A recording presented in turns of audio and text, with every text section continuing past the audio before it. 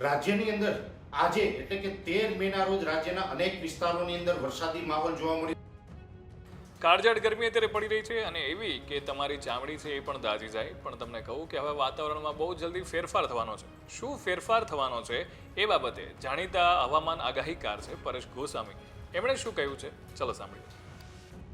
રાજ્યની અંદર આજે એટલે કે 13 મેના રોજ રાજ્યના અનેક વિસ્તારોની અંદર વરસાદી માહોલ જોવા મળ્યો અને એમાં પણ આપણું જે અનુમાન હતું એમાં એવી જ રીતે ગાજવીજ અને ભારે પવન સાથે વરસાદ નોંધાયો છે, જેમાં ઉત્તર ગુજરાતના ભાગો હોય, સૌરાષ્ટ્રના રાજકોટના અમુક વિસ્તારો હોય, અમરેલી, ભાવનગર, બોટાદ જેવા વિસ્તારો છે અને રાજ્યના બીજા પણ અનેક વિસ્તારોની અંદર ગઈકાલે અને આજે એમ 2 દિવસથી આપણે માવઠાના વરસાદો છે જોવા મળી રહ્યા છે। ખાસ કરીને આ જે વરસાદ પડી રહ્યા છે એની અંદર મહારાષ્ટ્ર ઉપર એક સિસ્ટમ બની હતી અને આ સિસ્ટમની અંદર 850 HPA લેવલે શિયર ઝોન જોવા મળ્યો અને એને 700 HPA ના લેવલે અરબી સમુદ્રમાંથી ભેજ મળ્યો છે, જેને કારણે અત્યારે આ પ્રી મોન્સૂન એક્ટિવિટી થઈ રહી છે। પણ આ પ્રી મોન્સૂન એક્ટિવિટી છે એ થંડરસ્ટોર્મના ભાગરૂપે વરસી રહી છે, એટલે થંડરસ્ટોર્મના કારણે જ્યાં જ્યાં વરસાદ પડી રહ્યો છે ત્યાં ગાજવીજ અને પવનનું પ્રમાણ વધારે છે। હજુ પણ આવનારા 3 દિવસ સુધી એટલે કે આવતીકાલે 14, 15 અને 16 મે એમ મે મહિનાની 14, 15 અને 16 મે આમ 3 દિવસ સુધી હજી રાજ્યની અંદર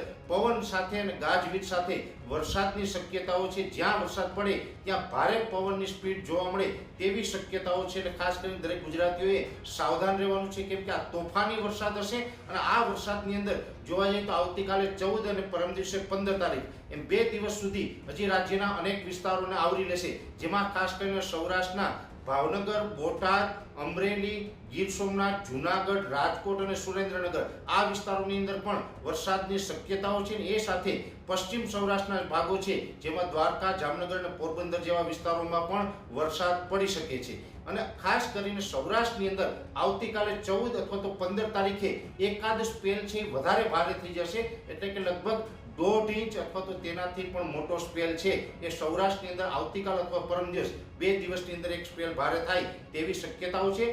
કચ્છના જે તમામ દરિયાઈ કાંઠાના તાલુકાઓ છે એ તમામ તાલુકાની અંદર 14 અને 15 તારીખે બપોર સુધી વરસાદની શક્યતાઓ છે। ખાસ કરીને ઉત્તર ગુજરાતના સાબરકાંઠા, બનાસકાંઠા, પાટણ અને મહેસાણા જેવા વિસ્તારો અને અરવલ્લીના અમુક ભાગોની અંદર પણ 14 અને 15 મે દરમિયાન વરસાદની શક્યતાઓ રહેલી છે। મધ્ય ગુજરાતના પણ અનેક વિસ્તારોની અંદર વરસાદ પડે તેવી શક્યતાઓ છે। ઓલ ઓવર જોવા જઈએ તો આ જે પ્રી મોન્સૂન એક્ટિવિટીના જે માવઠા પડી રહ્યા છે એની અંદર વિસ્તારની દ્રષ્ટિએ જોવા જઈએ તો લગભગ રાજ્યના અનેક વિસ્તારોને આ વરસાદ છે આવરી લેશે અને આ પવન સાથે અને ગાજવીજ સાથે જે વરસાદ પડવાનો છે જેને કારણે ઉનાળુ પાકની અંદર અડદ, મગ, તલ અને મગફળી જેવા પાકોની અંદર પણ ભારે નુકસાન થાય તેવી શક્યતાઓ છે અને એ સાથોસાથ રાજ્યના અનેક વિસ્તારોની અંદર બાગાયતી વિસ્તારો છે જેમાં કેરીના પાકને પણ મોટું નુકસાન જાય તેવી ભીતિ છે। જોકે આ માવઠું છે હજી 16 મે સુધી ચાલુ રહેશે અને 16 મે થી આ માવઠું પૂર્ણ થાય એ પછી તાપમાન છે એનો પારો પણ ફરીથી ઊંચો જશે અને એક હીટવેવનો મોટો રાઉન્ડ આવે